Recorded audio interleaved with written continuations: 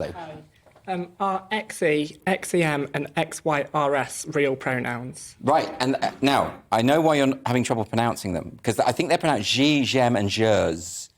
And yeah, well, no, they're one of the many what they call neo-pronouns, and this is apparently because the BBC, this story, and it was broke this week, the BBC have been training their staff that there are now over 150 genders, and that the BBC wants to develop their trans brand by, firstly, declaring pronouns on email sign-offs. And there have been whistleblowers within the BBC who are talking about how there have been attempts to suppress certain stories this is claims that have been made by people within the BBC, that, in other words, they do, when it comes to this issue, that I think they're pretty good on political impartiality, but on this issue, they very much have an agenda, don't they? Let's be honest. Absolutely. And again, it's the people higher up in the organisation that are the people who are calling the shots and I guess making the people lower down afraid. So people are taking stories that are critical against some of the trans activists or some of the... and they're just being kind of fought against or not allowed to be pushed further. A lot of the moved stuff, down the website. And then the stuff that is getting through is because they managed to somehow bypass that part of the process. Or indeed, when they had the that rape victim talk about their attacker, and the BBC changed the quotation because they didn't want the rapist to be misgendered. Yeah. Right, because this was a male individual who identified as, non-binary or female? Yeah. Who knows? Anyway, so it's real. It's a real problem because then you're into territory where journalists are effectively not telling you the truth. And I think that's a real problem. I think the BBC needs to be impartial, not just politically, but also ideologically. And also, where do we get 150 genders from? That sounds very... why not 180? Why not 5,000? Are we just making up numbers now? Well, there is a... I don't know a word for it, where it's like reduction. It's the opposite. Reduction to the ridiculous, is that what it's called? Reductio ad absurdum. Yes, it's like taking it to... That's That's the Latin. other way. That's the Latin. That's the Latin for going downward. But when you go upwards, when you just make a million of these pronouns... Oh, I see, yes. Is that eventually people start laughing at it. It's like in the movie... in the book, Catch-22, where they just saw... I shouldn't say this because you're probably...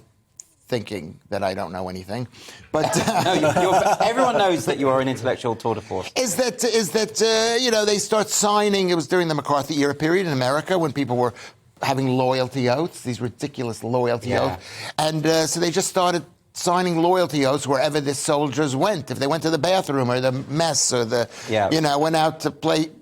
Whatever, they had to sign a loyalty oath. Do you think this is a natural thing that happens, that ultimately things become so absurd? Yes, I think it's something... But can I just ask you about this, though? Because I'm interested, because, years and years ago, I used to do a stand-up bit about how the LGB initialism was getting out of control, and it became LGBTQ. And then I did a joke, and I added superfluous letters. But now I can't do that bit because they're doing it for real. Yeah. Like now it's LGBTQIA2S+. Yeah. And that sounds like the joke I did 5 years ago. But this is the reality. Yeah. So it has gone absurd, but people are still... They're not laughing at it. So, but the problem is, you're basically pointed out that your job is pointless. Yeah, it is pointless. It is pointless because they do it themselves. They do it themselves. Self-satirize. Eventually it's going to be... Everybody's going to go, oh, fuck, forget it. Really. Yeah, well, forget it. So you think that it's just they're shooting themselves in the foot, really? I shouldn't say that because I'm invited on this program and it's good money and I'm... You do not want this problem to be solved, Lewis. I know. I want to keep it going and I appreciate you're keeping it up. But eventually people are going to say, gee, and they're going to they're going to laugh at it. Of course they're going to laugh. Well, no, but there's now some pronouns. People use cake gender and cake as a pronoun, cake self. Yeah. And toy. I've heard toy and toy self. Wow. If they love toys, and so it's going to make communication basically impossible. But they also human I'm going to bring Josh in. I just want to say, talking about solving the issue. Supposedly, the company that taught about the 150 genders now is not being used by the BBC. Okay. Now, this is something, and we talked about civil servants, I think, yesterday, also adopting this kind of language. What's not been announced is it's not enough to say, well, we've cut ties with this organisation. Yes. What I'm not hearing is corrective.